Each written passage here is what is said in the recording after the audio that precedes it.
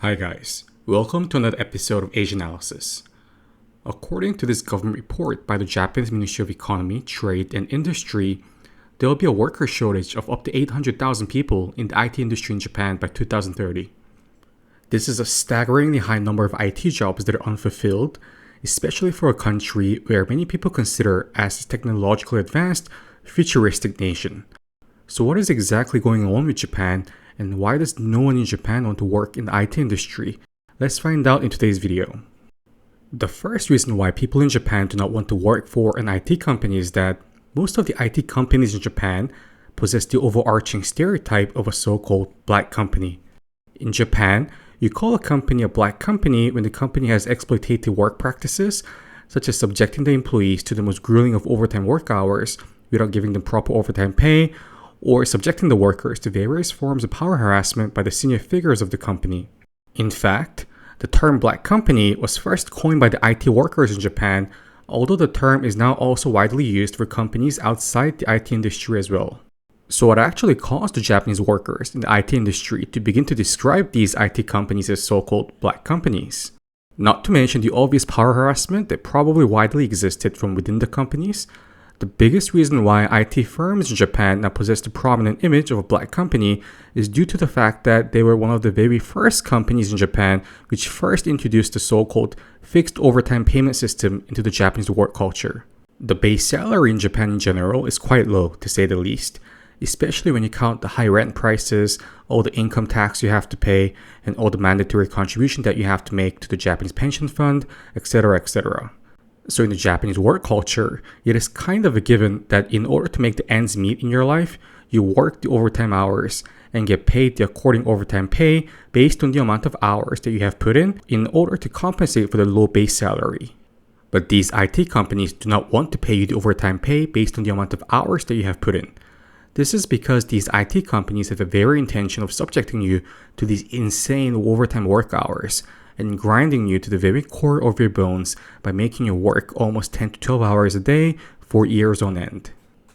And if they are to objectively count all of the overtime hours that you put in hour by hour, it's going to turn out to be quite a substantial amount of pay. But the Japanese IT companies obviously do not want to give you that money. So they created this magical new system of quote-unquote fixed overtime payment system, which means that your overtime pay is already a part of your monthly salary. This means that no matter how many hours of overtime work you conduct, the amount of salary you receive at the end of the month will always be the same.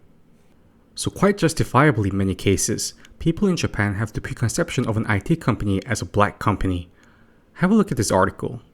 It states that parents' generation of current people of working age in Japan also hold a stereotype of an IT company as a black company, thus advising their kids to not get into these IT companies and hopefully be employed to the more historically established non-IT firms such as Toyota, who will not mess around with the overtime pay of the employees and rightfully provide the amount of overtime pay based on the hours of overtime worked.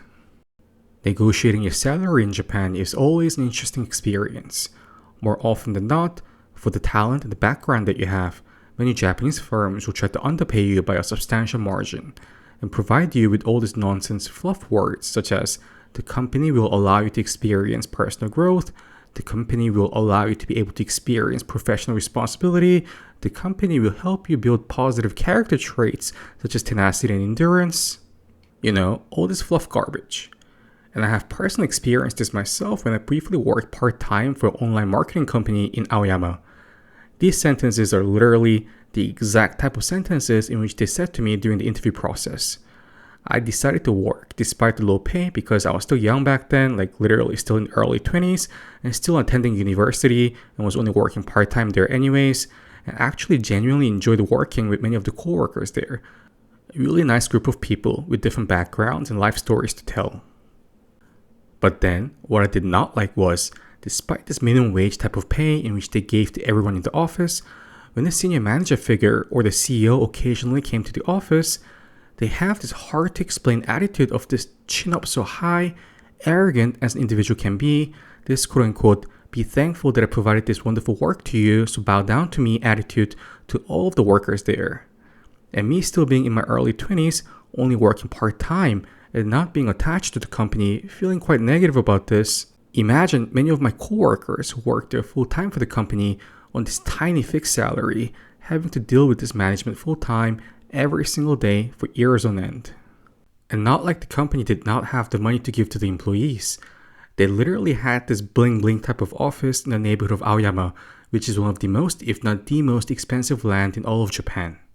But then, at the end of the day, the IT companies in Japan, most of them even to this day, deny the fact that IT talent is in high demand, and that with the law of economics, high demand and low supply means wages have to be increased accordingly in order to meet market equilibrium, which again is something they do not want to do. Let me tell you guys a story. My ex-coworker from the marketing company, and still my good friend even to this day, I'll just call him M, used to be the team manager of the online marketing department of the company. He grinded for years for this company, while receiving like less than 200,000 yen or $1,800 a month. But then everyone in the office all knew that he was this super talented and super smart, articulate, hardworking, the list of positive traits goes on type of person. And this type of super talented IT personnel who's not just a computer nerd, but also very articulate and very social is extremely hard to find in the IT industry, let alone in any industry. And they deserve to be paid accordingly. And guess what? Long story short, the marketing department of Google Japan recruited him, and now he works happily at the newly built super modern Google office located in the Shibuya Stream building. And he told me that during the Google interview, there was no fluff talk from the side of Google in the likes of allowing you to pursue your personal growth, help you to find your passion in the field. This type of nonsense talk prevalent in the Japanese IT companies in their attempts to justify their low pay. Google just tested his abilities for the job and obviously liked what they saw, so then afterwards they told him, your starting salary at Google Japan will be $1,000,000 a month, which is around USD now by the way, but was a lot higher than before the Japanese yen crashed. So again, they just said, your starting salary will be $1,000,000 a month. Can you start from next month? And my friend obviously said yes. And off he went to Google Japan. And he tells me that there is rarely any overtime work and that he usually goes home at 5 p.m. He's just so happy now. He recently met his high school sweetheart that he forgot about for the past 12 years and recently got engaged to her. He says that she's even more beautiful now than when she was back in high school.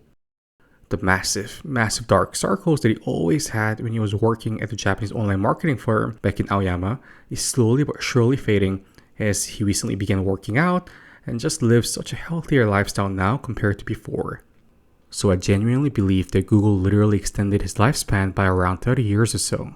He even confessed to me that if he worked like how he worked for the Japanese IT firm, even in his 40s, he probably would have, the famous karoshi that everyone talks about. And in reflection, he thinks that the only reason why he was able to withstand the working conditions was due to the fact that he was still in his 20s to early 30s when he worked for the Japanese IT firm before eventually moving to Google.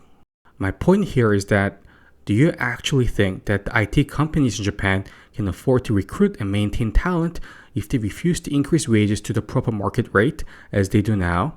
They can't.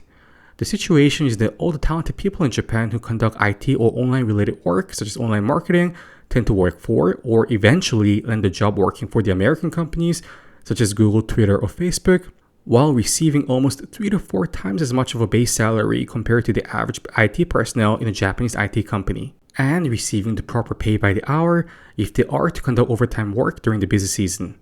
So in a sense, if you actually talk to the people in Japan and know the inner workings of the nation, you begin to realize that it is absolutely no wonder that by 2030, the IT industry in Japan is looking to have a maximum labor shortage of up to 800,000 workers.